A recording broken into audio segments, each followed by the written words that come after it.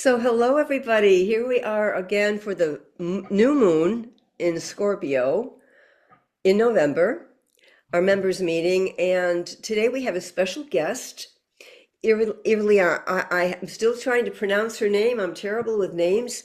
Irilanna Samsara. And she is an astrologer. She's the founder of Star Sound Astrology and the host of Star Sound Astrology on YouTube. And I've known her for quite a few years. I worked with one of her animals. I believe the animal was lost. I don't believe we ever recovered him. Um, but we go back a long way. And so I haven't seen her in years. And I was really thrilled that she wanted to come on.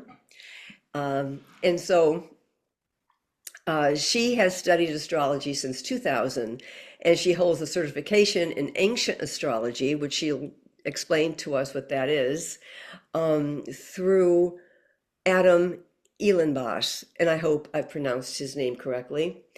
Irilanna's passion is to share astrology to the world and community and transform lives in its ancient wisdom.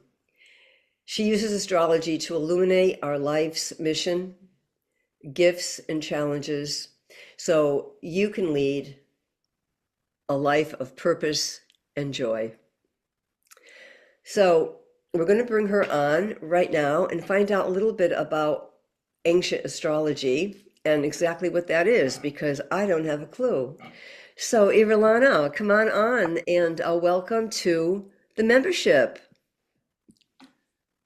Hi, Hello. good to see you. Yes, great to see you. Such a lovely, we are in Mercury retrograde, which always people from your past always show up in Mercury retrograde. Oh, interesting. I didn't know that. Is Yeah. Yeah, yeah. well, isn't that cool? Or I didn't know that. Okay. Well, this is great.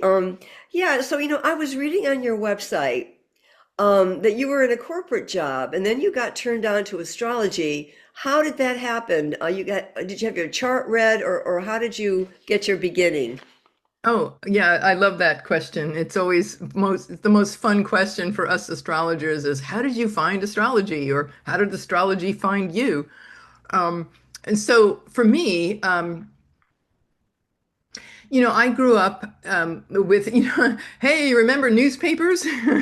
So, the only real anybody ever really had with astrology was the little horoscope in the newspaper, right?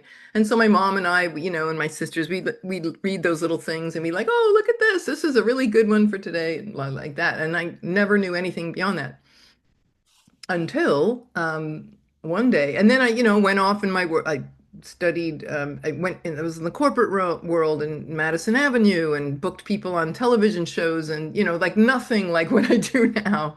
And so it was, the corporate life. But then I got on my spiritual path between 28 and 20, 27, 29. We all go through a first initiation in our life. It's called the Saturn return. Saturn comes back to where it was when you were born. And the second one is like 57 to 59. The third is 87 to 89, just in case you were wondering. But anyway, that was a real shift for me. And it's where I got on my spiritual path. And I remember I was really soul searching and I needed to leave Madison Avenue. Like I had enough. I knew there was more to the world than just climbing the corporate ladder. So I decided to seek, like we're hungry, right? And the universe sends us people, to help us. And so I decided to leave my corporate job, pretty much burned out, I have to say. And I left my corporate job and then I went to, I just was temping. I was living in Manhattan, so got rent to pay. And so I was doing temp work on Wall Street, and there was a guy that this is like 30 something years ago, so I was a lot younger, I was like looking, had my eye out for guys. Really cute guy that worked in this finance department, and it was like a securities firm on Wall Street. And so I remember we struck up a conversation and this and that, and I have to say, like he was really really cute. So I It helps. asked him out. I had left my my apartment in Manhattan. I had subletted it, and then I ended up leaving it, and I was living on Long Island in this beautiful home on the water. And I invited him out to lunch, and he says, "Oh, sure, okay." So he comes out, and so there's this fateful day, and he says to me, and now remind you, he's one of these. I mean, I am not a finance person, and he was just brilliant and smart and knows all that securities stuff, right? And very, very, very corporate. And out of nowhere, he just says to me, he said, "Oh, how old are you, Irilanna?" And I said, "Oh, I'm what was I at the time? Like 32." And he said, "Oh, well, you've just been through your Saturn return." And I'm like, "Okay, what is he talking about? Saturn? Wait, we're in the middle of a conversation about life and, New York City, and then all of a sudden Saturn, it's like Saturn. Like, what does a planet have to do with anything and what we're talking about?" And Saturn returned. So I'm thinking, okay, so first of all, why are you mentioning a planet? And then what do you mean return? Like, what I guess it means that Saturn must have left and nobody told me. It was just now he's returning. Well, thanks for letting me know. But I'm like, well, if he returned, this is all going through my head in 2 seconds. Well, if he returned, where did he go? Like I was like shocked. And so I'm like, well, what do you mean by that? And he goes, oh, well, I study astrology, a Wall Street analyst.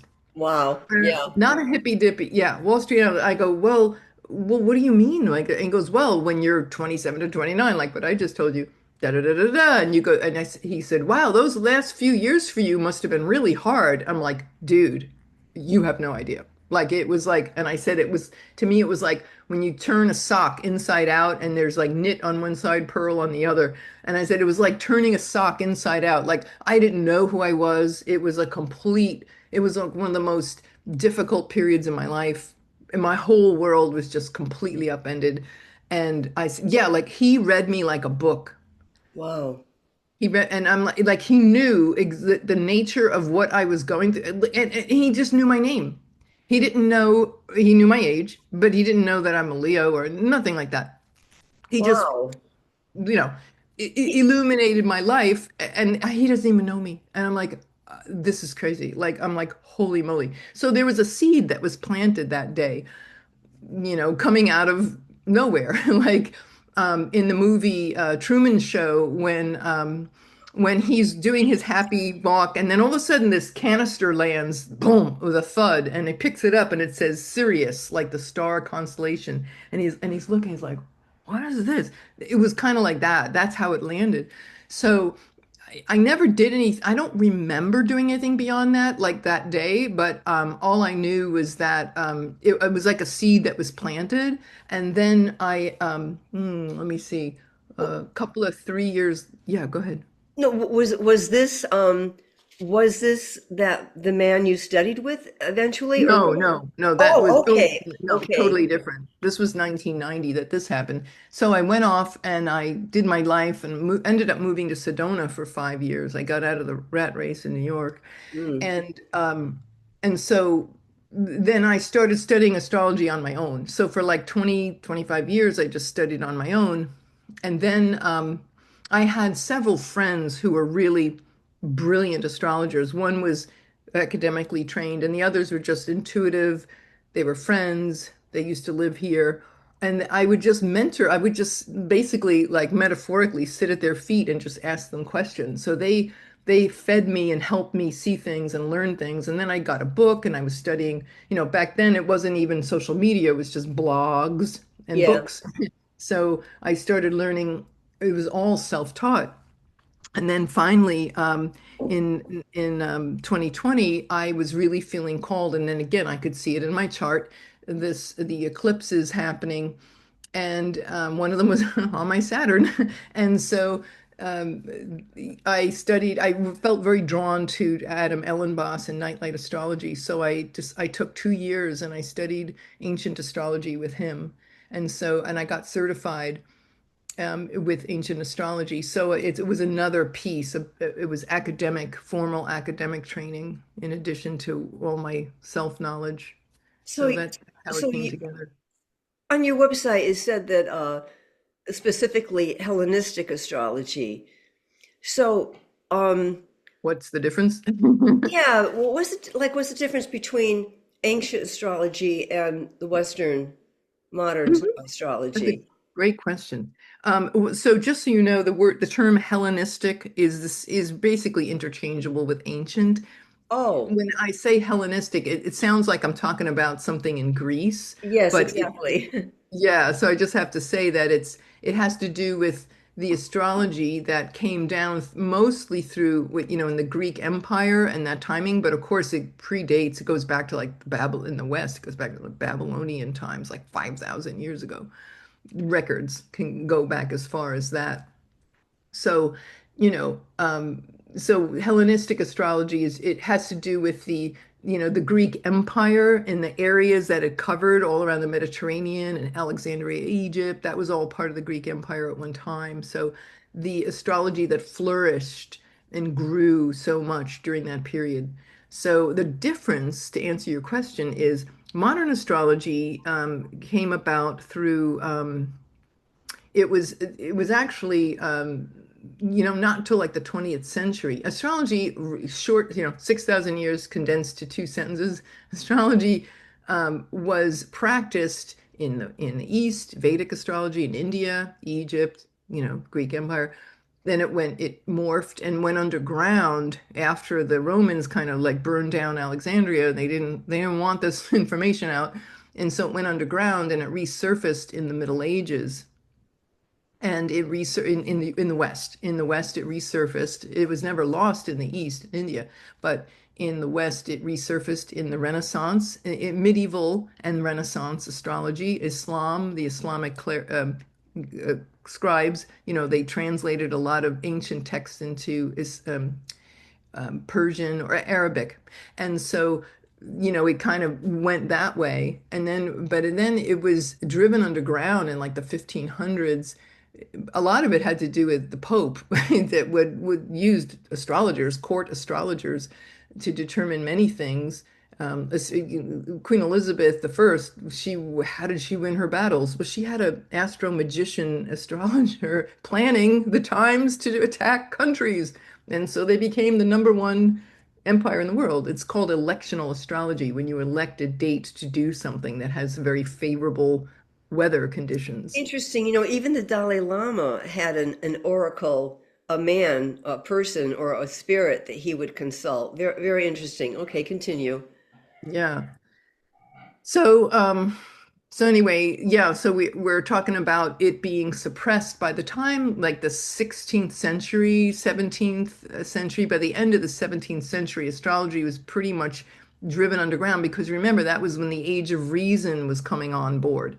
And everyone was like, oh, that's just hocus pocus. And a lot of it had to do with the fact that everybody wanted to be in their head, but also just politically, you have enormous capability of seeing the archetypes at play and what's not necessarily, I mean, predicting, yes, but also just saying these are the issues and things that are going to be coming up at this time. So it's very powerful. Well, if you want to be like the Pope and control the world with the Vatican, you don't want people being empowered, right? So Right. you make it wrong. But meanwhile, the Vatican has like the world's largest repository of astrological manuscripts after they burned Interesting. all the witches who had Oh, them. yeah, So, right, right. Yeah, yeah, yeah, yeah, yeah, yeah, so yeah. it was Yeah, definitely, they knew and they know yeah, and they use it, you know. yeah, for So, themselves. yeah, they wanted to take it away from the common man. And so but it survived underground in secret societies like the Masons and Freemasonry and all that. And then, like by the 20th century, it jumped into public. Oh, Jung, Jung actually got into it, and he was an astrologer. Most people don't know that, but that's the part that, like, my college professors would never, Yeah, they I'm would not never sure. talk about this. I love Jung. I've done a lot of work, with him, my artwork and dreams I've had of him, and he really set me on my path. I mean, he just opened my eyes, and I realized so many things. It was like someone was answering all of my questions that I had. I love Jung, but I didn't know that he was an astrologer. I'm not sure that I knew that one. It doesn't surprise me. He was Really? exploring everything. The man was so brilliant. You're not only an astrologer, you're a historian. This is amazing, the history. But if you could explain ancient astrology to beginners or Hmm. children, how would you just like How would I simply put explain it? it? The simple and modern is more of a psychological, because like just to finish that Ah, thread, Jung embraced it. He would actually pull charts. If he was having difficulty diagnosing someone, he would get their birth time and do a birth chart. that's And what then we're, he could see. that's just a sidebar here. I was taking, I took a coaching session with one of my mentors, not certified yet. I have to practice. And it's exactly what we're doing. We're looking at not in depth because we're not astrologers, but just the sun sign and just a few major signs just to get an edge, just to see like, Sure. yeah. And I thought what an interesting concept to integrate it into coaching. I never, never did I realize that what you just said. Yeah. So he took, and I do that too. I do, as you know, the coaching that I offer clients is, if they have questions about business and such, you can look at their chart and go, well, this is really, you're more suited to do this or this way than that way. Oh, insightful. I'm gonna Astrology. hire you. I'm Thank gonna you. hire you. No, I'd love to have a session with you. Um, Go Oh, ahead. but to answer your question, yeah, the ancient versus the modern. So just so you know that when it came out through Jung, and actually that is what drove him away when he had the split with Freud, because Oh, Freud wrote really? to him, yeah, and he said, dude, you're making us look bad with all this astrology stuff. Like, will you knock it off? And he said, no, because it's valid, it works. So Yep. that's what caused the split. I didn't But realize that. Wow. yeah, the things they don't tell you in college, psychology.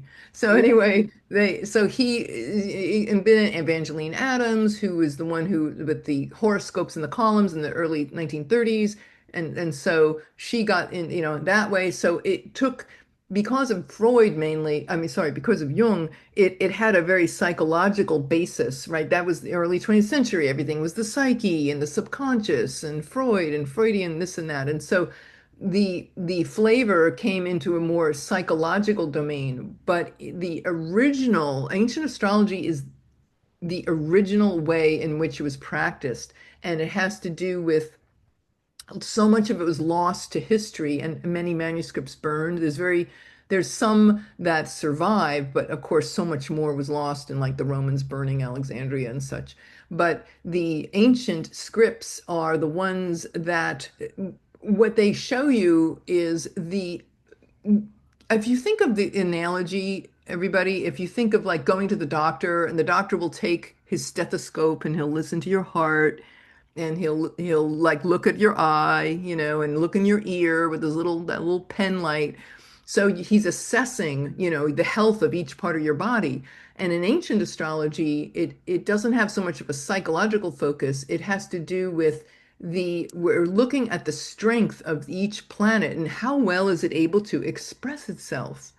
So Mercury, for example, has to do with communication. So as you communicate, and so with Mercury and the patterns of communication and such, so you could see certain planets do well in certain signs better than other signs. And so the ability for a planet to do its thing, to complete its mission, whether it's communication or what have you, be a parent, this is affected by what sign you're, and then not just the sign, but of course the relationships between all the planets, all the angles they make. Some are harmonious, very beautiful music, so to speak, and some are, butting heads. And so all of that is so the ability to see and the phase, and this is what blew me away, Diana, when I was learning about the phase of the planet relative to the sun. Can you see it in the sky? Is it hidden behind the sun? Because it's all symbolic. If a planet is hidden, like I can see in a client's chart, say Mercury very close to the sun. I'd say, wow, it was, your dad, you did not, people didn't listen to you as a kid, or you had a hard time being heard by your dad, or Hmm. you So, disappeared. And so they're like, how oh yeah. interesting. So ancient astrology is more relational, and modern Western is more psychological, would we say? Is Well, simply more psychological. It's through a psychological lens, lens. but ancient has more to do with this, like this, the archetypes and the symbology of the planet, like where are they in the sky and relative to the sun, the symbolism that that means, and to Interesting. each, yeah, Very and to each insightful. other.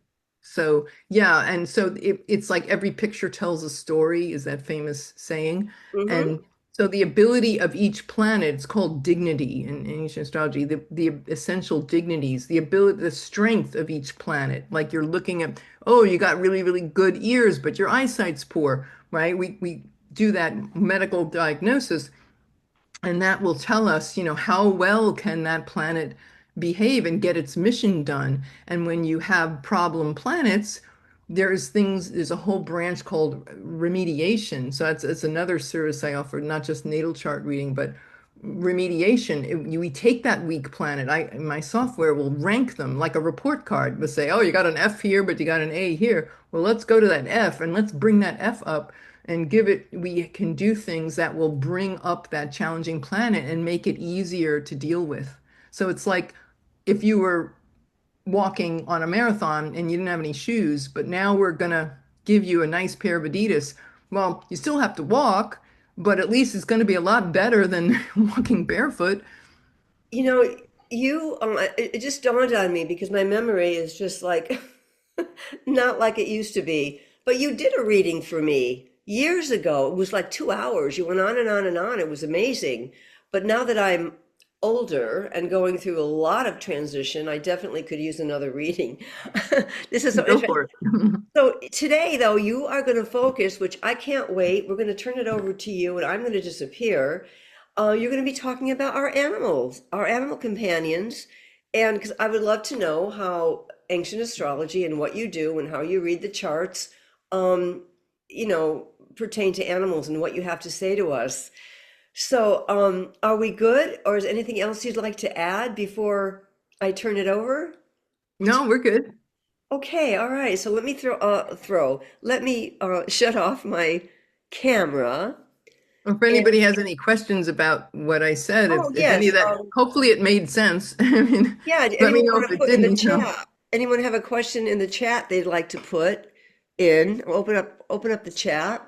Let's just give it a few seconds. Usually they don't ask questions because, and especially with you, your explanations are so explicit. They probably don't have any questions, but we'll just give it a second. And I don't see anything coming up. So we're going to hand this over now to Irlana and see what she has to tell us about our animals. Yeah, so us pet lovers, I'm a fur mother of two rescue kitties. I love kitties. That is my thing. And so, when we're looking in through the lens of course, astrology, you can look through any lens, your career, your love life, your, family life, genealogy, health. There's many, many lenses, but for the purposes of this today's talk, we'll focus on, of course, pets. And so what you want to do is if you want to understand, why is it that I love cats so much or dogs or, or large animals like whales or horses versus small animals, what you look at is Mercury and Virgo. So Virgo is the sign, excuse me, Mercury is the planet. Every every planet rules two different signs. And for Mercury, it's Gemini and Virgo. Virgo rules pets, especially small pets like cats and dogs, or maybe a hamster or snake or something. Large pets would be Sagittarius, large like horses, right? Sagittarius is the centaur, the man with the little horsey body. So that would rule large. Why is that? Jupiter is the ruler. Jupiter is the largest planet in the solar system. It all fits, right? And so when you look at your chart, and I don't know how familiar you are with your chart, but you can get a free chart on astro.com. If you know your exact birth time, you can pull up a chart with your date of birth and exactly where you were born. You could certainly, I can help you with that if you're interested in a session, of course.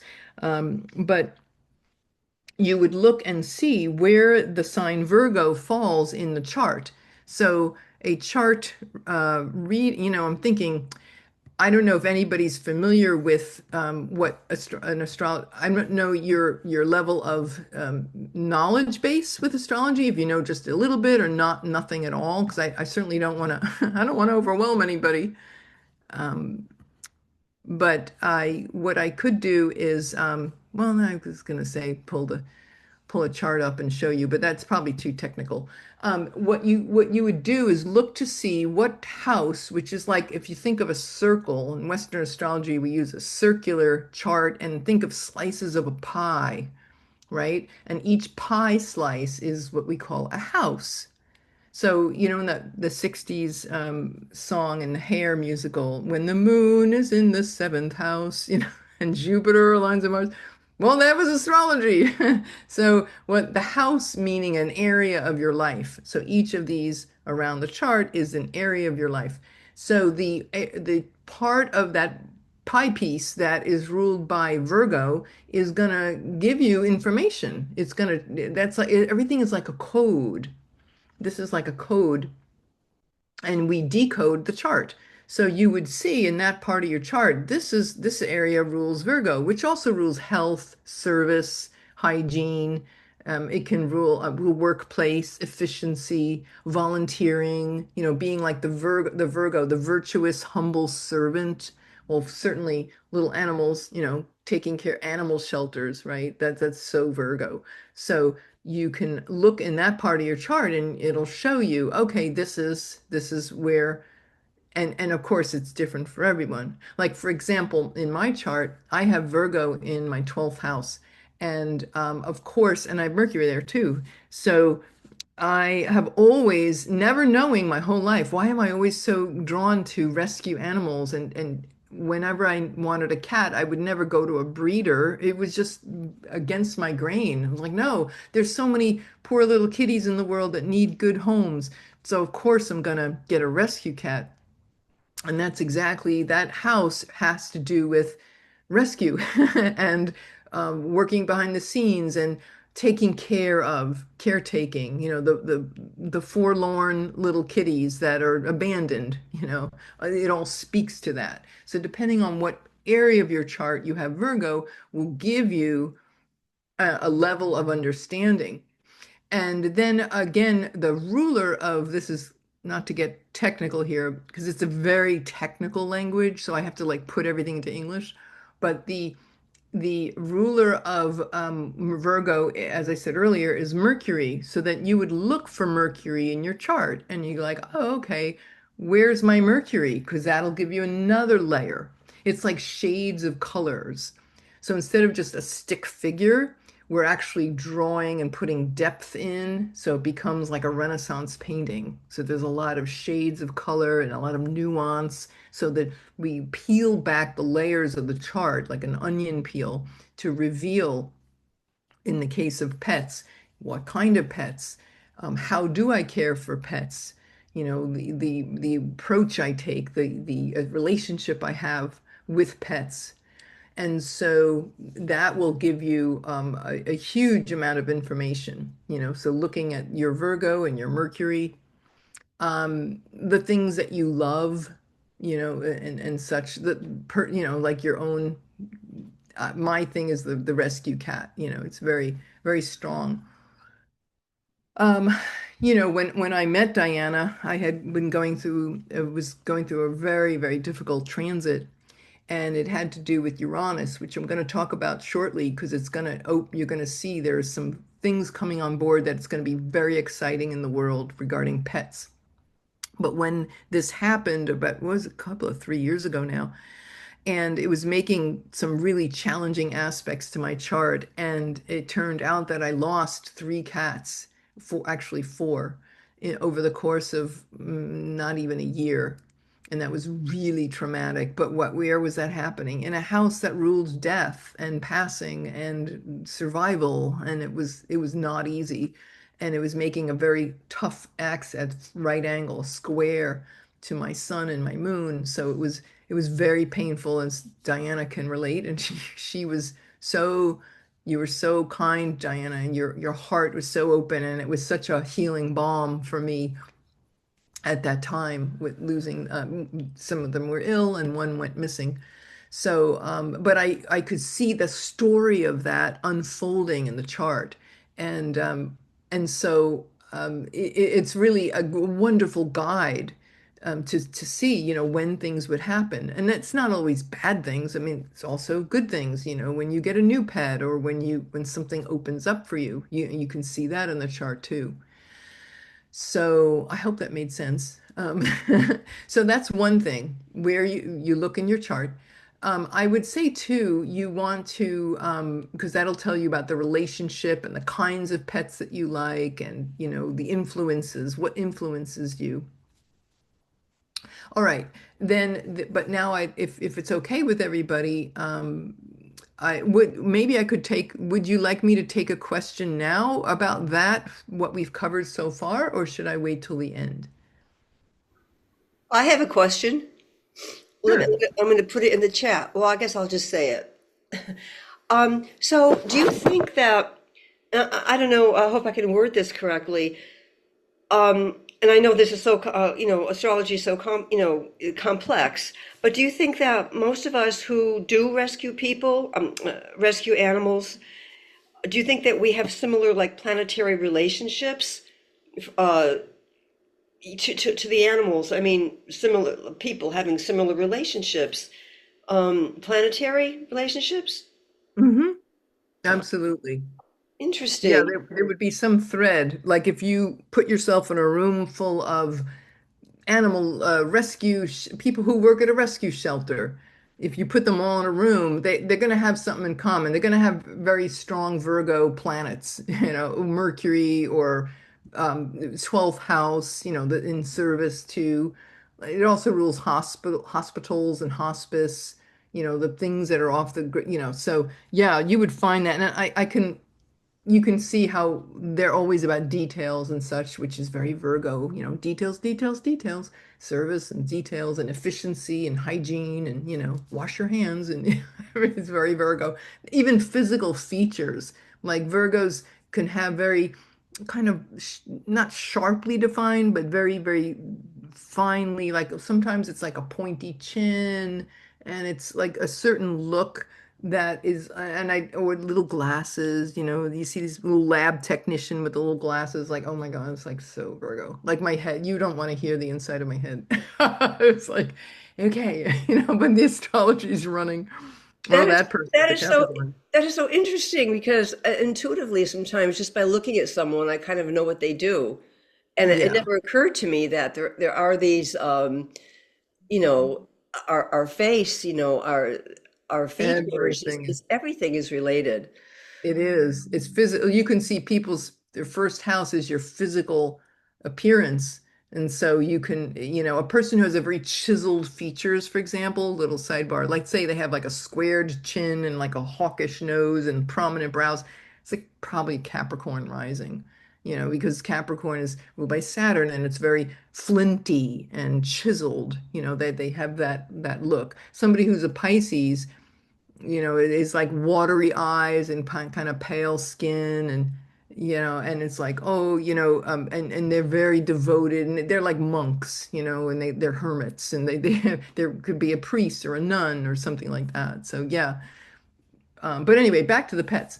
So the pets, what I wanted to share with you is that there are some transits coming up now, which are really important and very exciting, that I really wanted to share with you. And I mentioned this in passing. I never intended, I never said anything to Diana about this, except that I'm on her newsletter list and she mentioned of something, and I wrote her back. I go, oh, Diana, that's exactly in line with the astrology. It was like an offhanded remark. And she wrote back, said, well, would you like to come on and talk about that? And I said, sure, I'd love to. So that's how I'm here. But there are two very vast transits. One is when I say a transit, what I mean is a planet moving through the sky from our position on Earth, looking up at the sky, the zodiac constellation that surrounds the Earth. There are, when a planet transits, which moves through the sky, some move very quickly. Mercury moves every 88 days, zoop, zippy, right? Saturn takes 27 years, very slow. The further out that planet is, the slower it goes. So the two that I want to really call your attention to today is the planet Uranus and Pluto. Uranus, this year, as everyone can see in the collective, has been a wild year. As we knew last year when I was doing my forecasts, I'm like, you thought 2024 was intense. You wait till you see 2025. It's going to be wild and crazy. And 2026 is going to be exciting, very exciting and fast moving, but it's going to be a different kind of energy. But anyway, one of the things that happened was Uranus, the planet Uranus, moved into another sign. It moved from Taurus into Gemini. And the thing about Uranus is it takes 8 years it's almost a decade for it to go through one sign. So it expresses itself through the lens of Taurus. So Uranus is about upsetting the apple cart and chaos and crazy and something new and different and can be very disturbing and disruptive. And the person who's in the White House now is has Uranus very close to his sun. Do you think? Ah. So it's very obvious, to at least to an astrologer.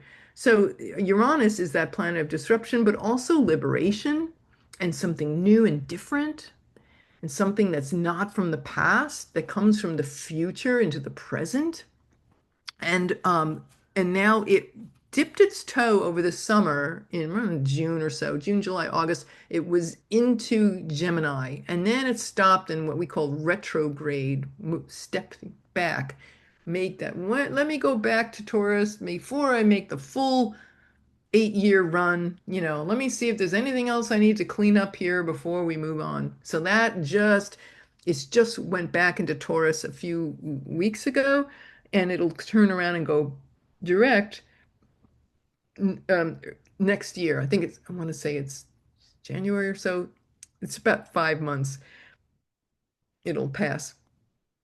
Anyway, it'll go back into Gemini. And what's exciting about this in terms of pets is that Gemini is the mind, and so it can be the lower mind, like thinking and processing and collecting facts and data, like the little newsboys handing out newspapers, right? It's very Gemini, and youth and such.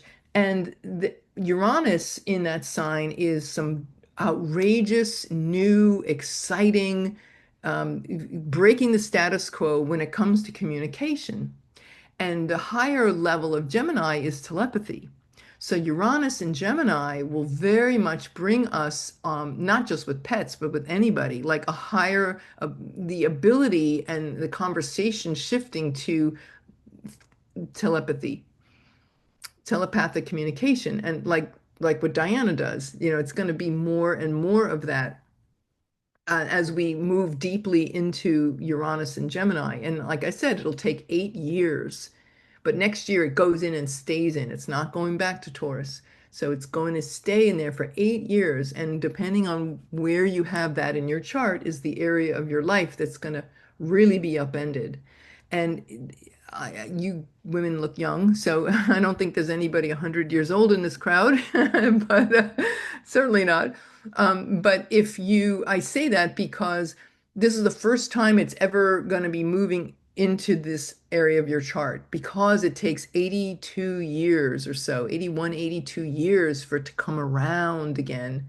So none of us are 81, So It's something, it's a new area that you're going to be seeing where it's going to do some liberation, some new things, and new ideas, and very, very radical new ideas, telepathic communication, higher communication, ET communication for sure.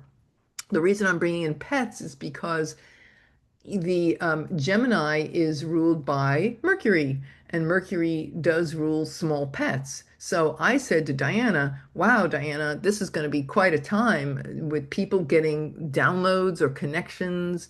I'm sure you might have seen, if you're into like scrolling on YouTube shorts or TikTok, you've seen these little shorts of people who some eagle comes to their door and they nurse him back to health and he comes back to thank them, or a dolphin you rescued from this nylon cord around their beak or something, and then they thank the fishermen and they bring their babies to say thank you. It's like, so, I mean, it just makes me cry.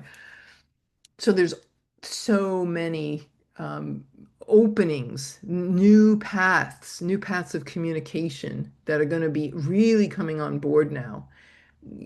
AI, yes, AI is obviously showing up big, but there's an instinctual, and AI can also, I'd like you to think of AI as animal intelligence. I'm sorry, I'm not a fan of this AI stuff. I think ancestral intelligence, ancient intelligence, animal intelligence, triple A. Yeah, yeah, Diana, send up that heart. That's where I would lean into, but you do you, you have to do whatever really calls to you. But I will say that these 8 years, very exciting possibilities exist. So could you get Elon Musk to stick a neural implant in your brain? You could if you want that, but here's another expression of Uranus and Gemini. What about communing with animals? So, yes, that's a very exciting development. And that's, like I said, it's an 8 year. Now, it's very, very deep. I mean, you get entire webinars on Uranus's transit. It will make impacts with the chart of the United States, with which, by the way, the United States has a birth chart, and all countries do. And so we will see where this plays out in and the aspects that it makes. That next summer is going to be really outrageous. And I invite you all to join my mailing list because I'm going to be doing a seminar next about the astrology of 2026. And there is a configuration that Uranus is a part of that is going to be and it'll come really into focus by the summer. This coming summer is going to be something we have never, in our planet, ever seen before. And everything is going to be in fire and air signs, which is about hope and passion and inspiration and encouragement and life. We've had to deal with so much heavy stuff for so many years, especially from COVID on, 2020. It was this deep metamorphosis, but we're finally coming out of this butterfly, thing next year. And one of the great things that it will show us is the ability to communicate and access bodies of wisdom and knowledge that we have never done before, at least not as a whole society. Yeah, there are Diana and pet psychics, there's always been an element of people, but now there'll be some more greater acceptance and understanding. I think it'll be something where some people in the world would think, oh, that woman Diana, she's crazy. What is it? No, it's going to be normal, So we won't have to be explaining ourselves so much that we like all these weird things. Astrology is another place. It's now a billion-dollar industry because people understand their soul. They feel the truth of these things. So the Uranus and Gemini is going to be really exciting. Animal communication, telepathy, telepathic communication with minds that are not ours. Yeah, like animals or ETs. There's Roswell is happened when Uranus was last in Gemini. We had Roswell. So you see, we're coming back to that now. So yes, so much to look forward to. Yes, it's been a wild and crazy year. had a lot of chaos politically and otherwise. And yet it's all preparing us because something new is coming up now. And animal communication is very much a part of this. The telepathic, the skills of talking and listening, like hearing them. And scientists, if you read the news, they're talking about elephants. They've just discovered that elephants have their own language and how they talk to each other. And it's like now we're finally realizing like it's not some silly notion like the scientists would say, oh, that's impossible. Whales can't talk. It's like, yeah, they can, just not the way you think it should be. It's over here. It's not over there. So so I think it's a very exciting time to be and our animals are so wise. They're really not animals. I think they're fur beings, they're little angels. And so the ability to communicate with them is going to really amp up. The other one that I wanted to bring up today was Pluto. Similar, Pluto is in the sign of Aquarius now. It went in finally fully last November, and now will stay here for 20 years. So that is another indicator of discovering long hidden bodies of knowledge about things that are not of this earth or ways of being and thinking, Aquarius, right? The thinking mind. There are aspects that we are not aware of. Pluto, they're hidden, but now they're seeing the light of day. Next February, we'll have our first solar eclipse in Leo Aquarius. After 9 years, they come around again.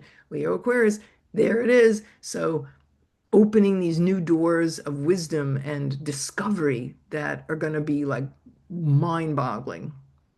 When Pluto was last in Aquarius, the well, 2 cycles ago, it was Balboa and Magellan. They went out in their little boat and discovered the Pacific Ocean and such. They went to new worlds that no one had ever seen. No one in Europe had ever known there was even a Pacific Ocean, right? So it was like this huge opening of new worlds.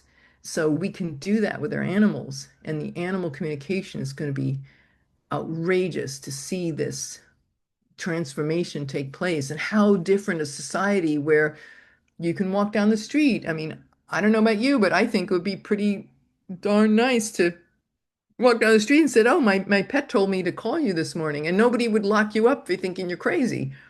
So this is what's available if we so choose. The last thing I want to mention was the current eclipses, the eclipse cycle we've been in since last September, which happen every 6 months. We have solar and lunar eclipses. So we just had some in September and early September, right after Labor Day. We had a lunar eclipse, and then we had a solar eclipse at the end of September.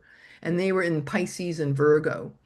So remember what I said earlier, Virgo rules small pets. Now, not to get into this deep astrology thing, but there's a north node and a south node, and each one of them, right? So the south node has been in Virgo, and cut to the chase, what that means is a falling away. So, and what? Pets, health, hygiene. Here we saw in terms of all the, well, I don't want to get into political, but you see the health care industry in such tumult, right? And all these things being discovered and such new facts and new information. But when it comes to pets, I know with people who have clients with old pets, I'm like, oh, ouch, and they have prominent planets, and where these eclipses fell was very close to their sun, especially Virgos. Losing, I know people who've lost their parents, people who've lost their pets who were very old.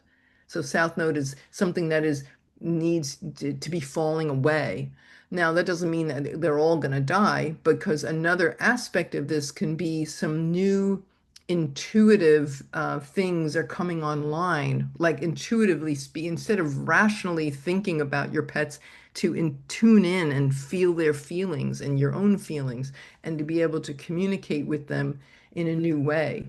So these eclipses have been bringing us that. And the last Pisces Virgo eclipse is going to be in the fall of 2026. So it's a little less than a year away. But that will also open doors.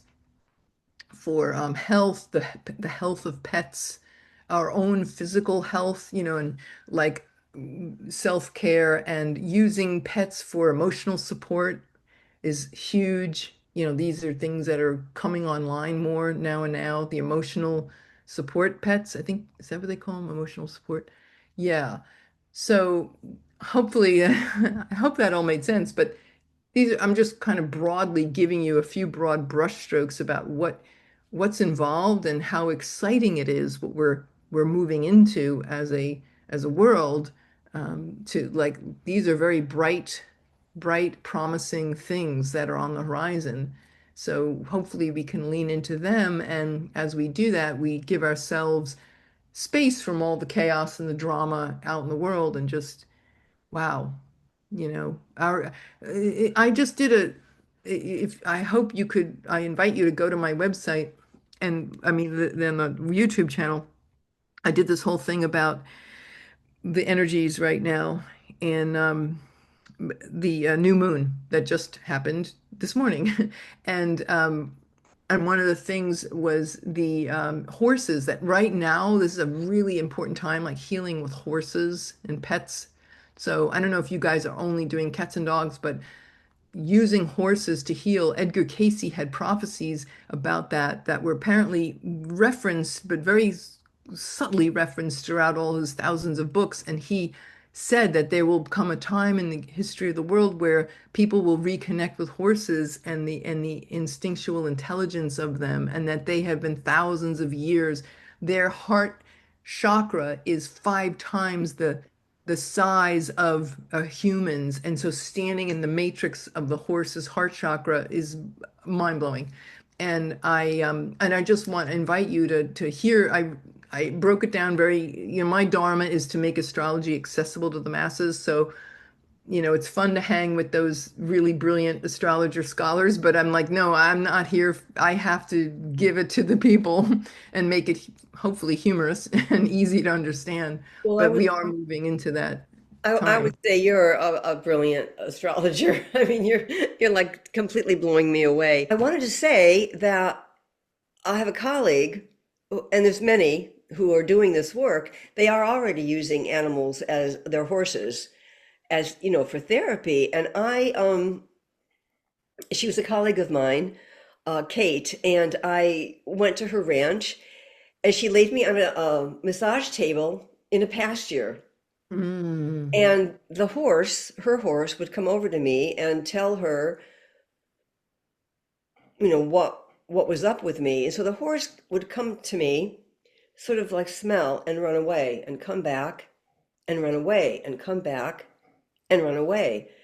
And Kate was baffled. She says, I've never seen him do this before. I can't, because she interprets it. But this just like really baffled her. She didn't really know what this meant. So she thought for a moment and she said, do you start things and you don't finish them and you're all over the place with projects? And I said, oh my God, yes. I don't even finish books. I always leave the last few chapters unread. It's a bad habit or something. The horse picked that up. And just laying there in the pasture with this horse with my eyes closed, it was an amazing feeling, just amazing. So when you said that, it really resonated with me.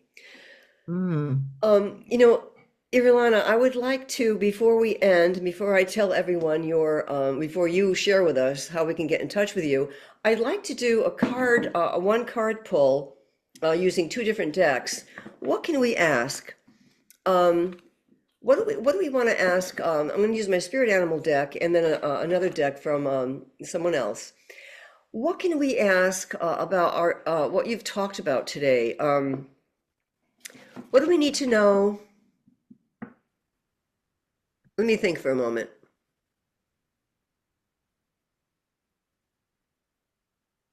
Okay, what does spirit have to tell us,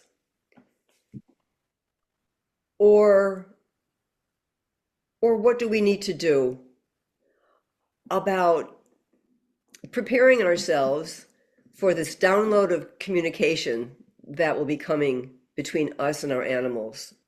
Is that a good question? That's a great question. Okay, so let's go with this deck first.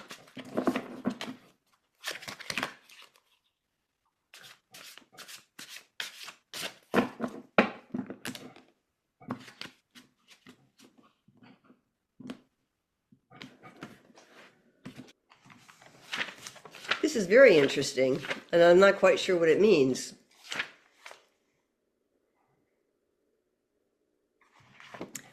This has to Gopher. This has to do with anger. And the basic message here is when we resist what is, what's ever coming our way, we only magnify our anger. With patience, we can ride the waves through adverse times. That could be more pertaining to how we're ending the year, and just the way we handle our everyday confrontations and our relationships.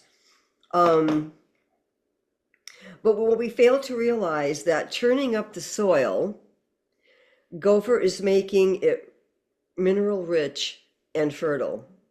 And that's really Mm, important to remember, isn't it? Because no matter what happens, I mean, even though, we're opening up our channels and we're going to, become more intuitive, or the communication will be more accepting in general, even though we still have to deal with ourselves and everything that always comes up with life. So yeah, if we could just remember that, to remember the chaos and all the things that seem to be uh, churning up is really, making it mineral rich and fertile. Um, mm. Gopher Spirit Animal teaches us about humility and seeing past our immediate reaction of anger. Um, so it has to do with adversity and letting things go that we can't control. Um, and when we're too righteous, we become blinded to the good qualities of our Mm, enemies. Really, I mean, mm, we not to get political, but we have who we have in office, and my friends are so upset about it, and on an everyday basis, and I'm not, because there's really not much I can personally do right now today. So, I'm trying to remember to see the good qualities of our enemies, if there are any. um, Otherwise, we miss the mineral rich lessons that others are helping us to evolve. And even, mm, really, as dim and depressing as things may be, there are lessons behind that. And the lesson could be mm. creating more solid relationships with our animals, or opening our heart more for compassion, or seeing things in ways that we hadn't thought of before, because now things are being presented to us. It's like, whoa, what are you doing, and opening our eyes. So on and on and Mm, on. So test your spiritual progress by your reactions. Bury arrogance and mm. thank Gopher for digging up the holes. And one more card, then we'll open Thank, up for questions. yes. What was that last sentence you said about go for the digging up the, Um, there was something 14. about Yeah, right here. Um, the whole thing about fertile soil. You know what's blowing me away, Diana? Everything you've just articulated is exactly the astrology of this new moon. You literally yes, it spoke the is. entire, yeah. Yes, it is. And I It's hate to wild. say it because I don't want to turn it around toward me, but No, go ahead. Turn it around toward you, it's because this exactly is, what I'm going through in my personal life. And one reason why I'm so unfocused today especially, but every day. And so, yeah, this is really good for me to hear. The last yeah. sentence was That's test your all. spiritual progress by your reactions. Thank you. That's a test your Yeah. spiritual progress by your reactions. And bury arrogance and thank Gopher for digging up those holes. Thank you, Yes. President, for digging up the Perfect. holes, because we are Yeah. becoming more strong, more united, Yeah. more compassionate, more vocal, more, Yeah. whatever. It's a necessary thing because there was something that we need to see.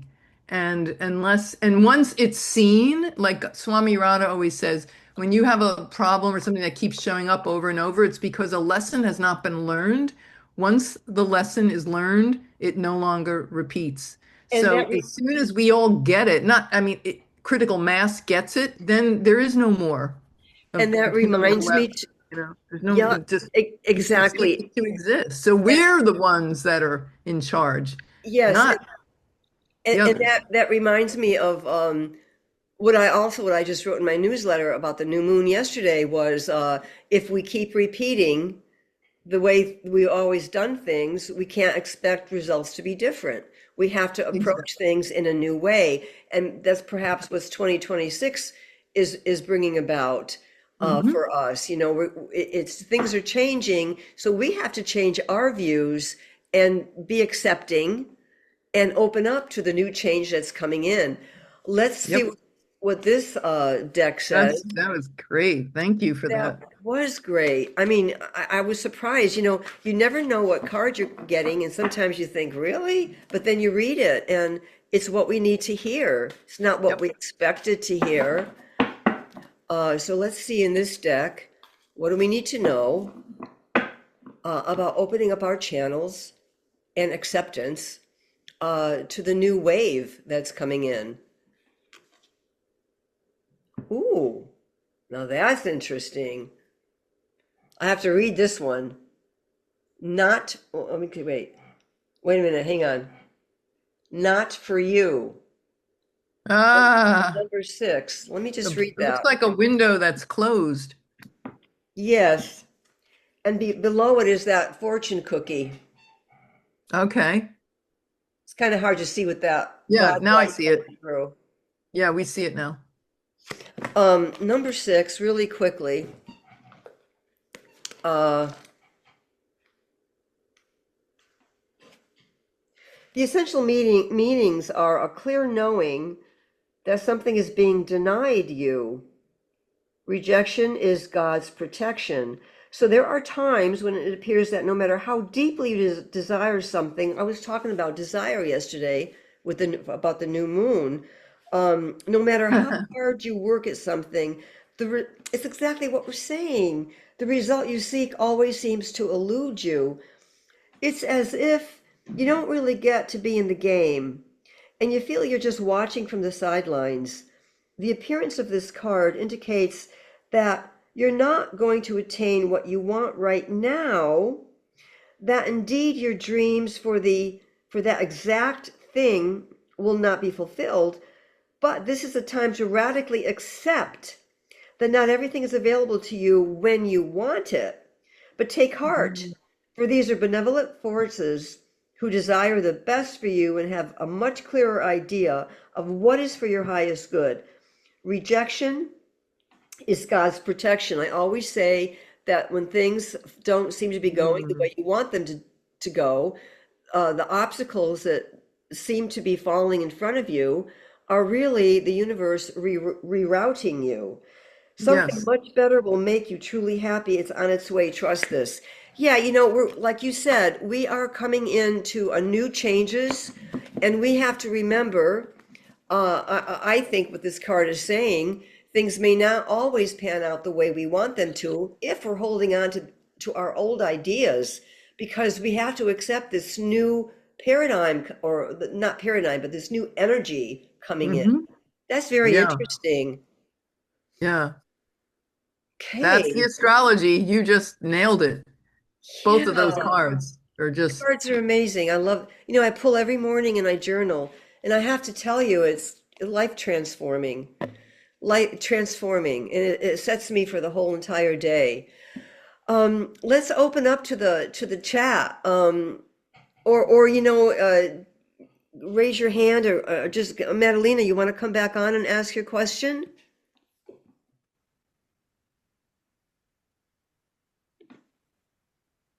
Here she is. Okay, so thank you so much for your speech. It was very, very interesting. yeah. Amazing, yes. And I never heard this from animal and animal communication point of view.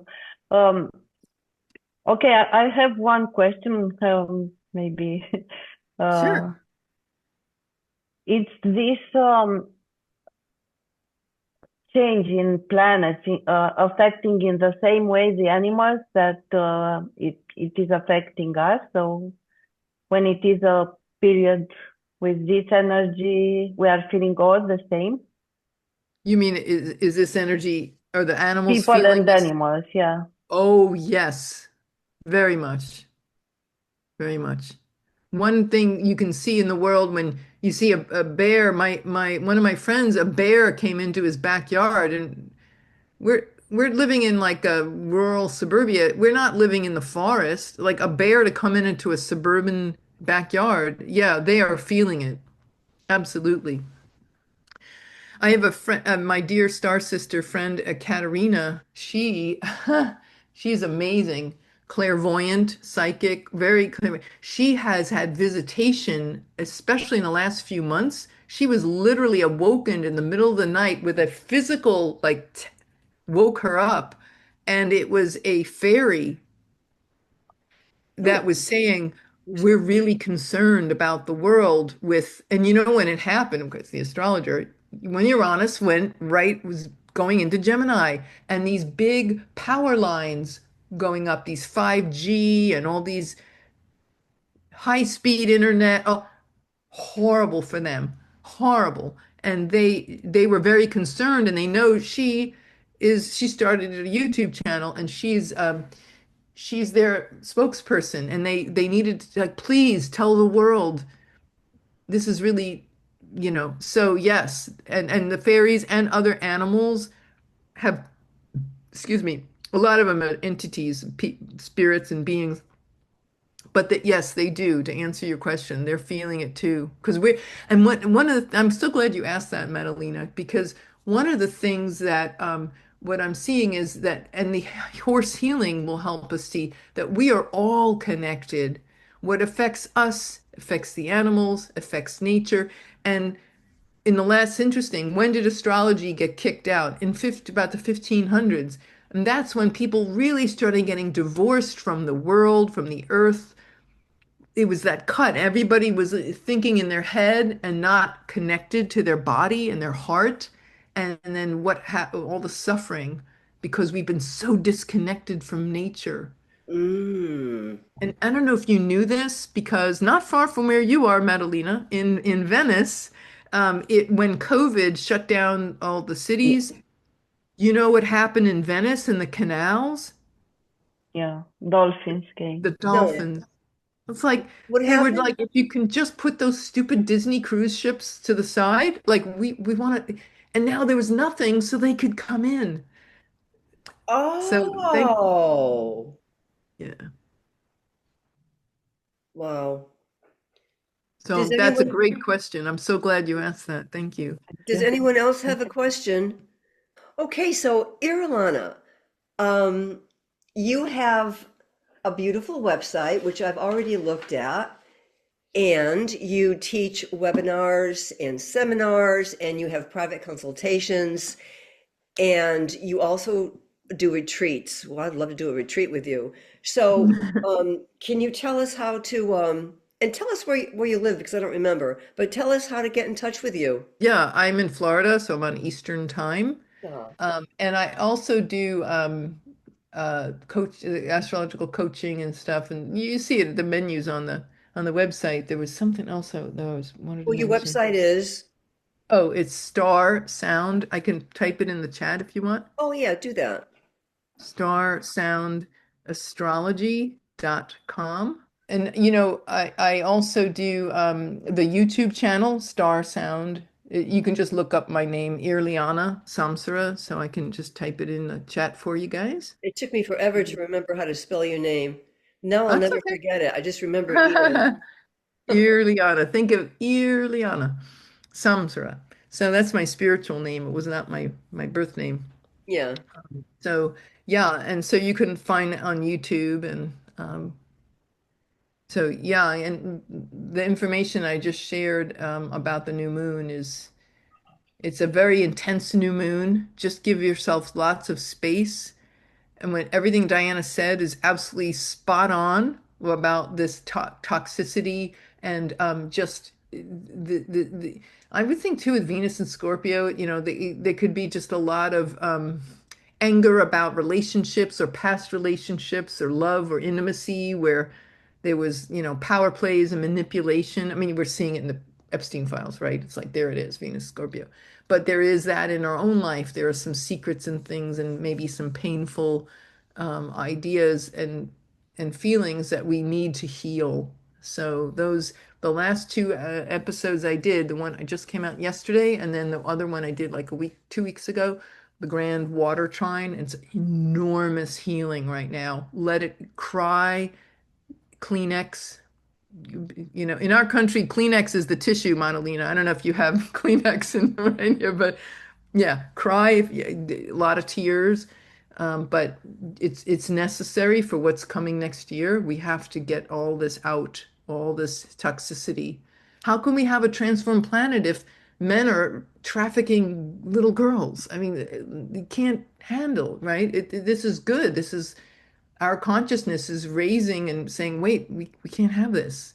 So this is a necessary healing, painful as it is. It has to happen. I get goosebumps. It's exciting, And I always say that we're living in the future. And someone said to me, "No, it's the present." Well, yeah, of course it's the present. But I remember as a kid, because I go way back, and I remember thinking about the year 2000. And I used to think that someday we're going to all be, and I don't know why I thought this back then. Well, I guess I was intuitive and didn't know it, but I was a kid and I thought to myself, someday we're all going to be drinking water, bottled water. And and we are. I mean, when I was growing up, we just drank the tap water. Exactly. Yeah. So, I mean, anyway, we're entering the future. Even I know it's the present, but we're entering the future and God, it's just robots, it's just like so many Yeah. changes coming Yeah. in that we have It's to at some wild. level go along and accept the world technology, everything's just drastically changing so fast. In the last Pluto and Aquarius cycle, it takes 248 years for Pluto to come around. So the last time it was there was the American Revolution. Oh my And God. and in terms of AI, the last time it was there, Mary Shelley, who has Pluto and Aquarius, who wrote Frankenstein.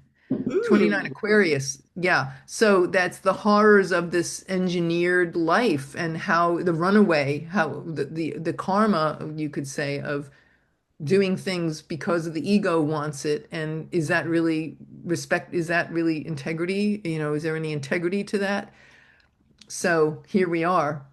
So mm, yeah, yeah, it's fat. You see cycles in astrology, cycles of yeah. ideas. So So it's so great too because it really makes life you understand the bigger scope, so you understand the smaller scope, and it's almost easier to deal with. Not, I don't know if it's any easier to deal with, but you have that insight that other people wouldn't normally have. Um, I just want to ask you, so where do you have your retreats?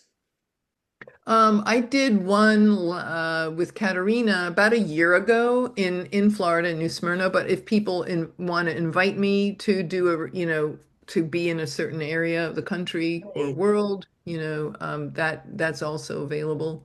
And you Yeah, have private consultations. We have about 5 minutes. You have private consultations and you on many different kinds of things. So you want to just tell us briefly, like sure. so you do astrology charts, obviously, that's what you did for Right. me. And now Natal you're doing chart and then astro. transits, a deeper dive, what transits are happening now, the weather that's affecting you.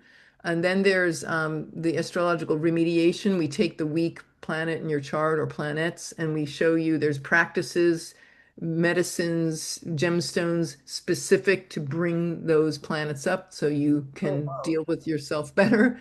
And then there's astrocartography, which is we lay a map of the world and your birth chart over. Yeah, and it's pretty outrageous to see where, like for instance, I didn't know this until only recently. The line of Jupiter for me runs right through Sedona. Well, Jupiter is wealth and expansion. It was some of the happiest years of my life. I walked in, got a job right away. I have Jupiter in Libra. Well, Libra rules the arts. Well, where did I work? In an art gallery. I mean, Mm-hmm. you see how, I mean, these are just simple examples, but it's very deep. Well, But I, yeah, I you had can see where the best places to live that are based upon your chart. I did consult someone for that at one time. Actually, I think it was 3 years ago, and they said, get out of LA. And I'm still here. I don't really know how to leave, but I want to. And but they said it's not working for you anymore, and they said in 2 years it's just going to really fall apart. And they told me they told me the best place for me would be up north, um, Eureka area, and I don't want to go there. Well, it rains a lot, but the biggest issue is that they have major earthquakes. Now, I Earthquakes. know LA has them, but I don't feel them, and it's knock on wood. It's been a long time, but they have major ones every year, and I don't. My nervous system's too fragile. I can't. I just can't. So anyway, yeah, what is it called? Astrology is really big. Astrocartography. Yeah. Cartography. And so what Yeah. else? And so And yeah, and coaching, I'll do packages with people going through like a life transition. We do like a package of 4 or 5 sessions to what, like I is one of the, for example, somebody going through a divorce, and just needs more guidance, week to week. So we might get together for a month or 2 months, and walk you through that phase, because there's a lot going on. you do a multitude of things, and it all sounds wonderful, intriguing. Your talk was amazing. I Oh, feel thank you. energized. I feel more focused, and the matcha, of course, my matcha helps me. And Yeah. this is just such a blessing and a pleasure, and I thank you from the deepest Oh, part of my heart that you came on. And sure. Thank yes, thank you you. so much. Absolutely. My pleasure. It was good to see you again and to meet you ladies. It's delightful. Yeah. Okay, So, then. yeah. Shall we say goodbye? It's hard to say goodbye. Shall we say so long? So long? Oh, yeah. Till Oh, we if you meet want to again? be on the email list, let me just I'm about to announce a Black Friday special. So, if Oh, you want to good. Well, get a session that's what I there, need to do. I completely forgot. I call it Rose Friday because Friday is Venus's day and Venus rules roses, not black. It's like, but Venus is in Scorpio now, so I'm like, okay, it is Black Friday. Okay, so So- oh, I thought you were writing in the chat Yeah, I wrote Irilanna at so that starsoundastrology.com. we can see your Black Friday Yeah, it's not on the website. It's like for people on the email list. So if you want that, just contact me and I'll add your name to the email list when I send out the announcement, Oh, got it. I the think I'm on coupon your code. email list, aren't I? Because I get all your newsletters. Yes, yes. Okay. So Okay. yay. All right. Well, thank you very much. And we'll see you Yay. next time. All right. Many blessings. Okay. Thank you all, ladies. Many, many blessings. Okay. Bye-bye.